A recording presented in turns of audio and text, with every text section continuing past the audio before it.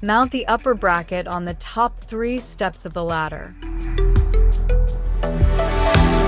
Secure it using either the universal straight bracket or the omega bracket.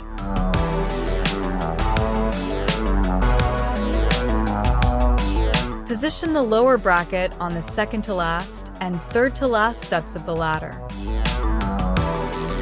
Install the intermediate element at the midpoint. Fix it to a ladder step using the supplied brackets and stainless steel hardware. Insert the cable into the open side of the device for about 20 centimeters, then flip it and reinsert the end toward the side with the 2 grains. Before placing the cable back into the black block, insert the thimble into the loop that has formed, pull the cable to secure it tightly around the thimble, and tighten the grains to 16 Newton-meters. Insert the 8 mm cable into the conical end of the tensioner. Ensure the cable extends 10 mm beyond the clamp for proper contact.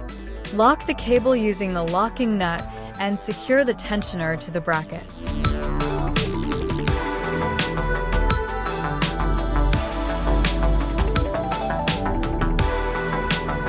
Open the lever and insert the fall arrestor onto the cable in the correct orientation.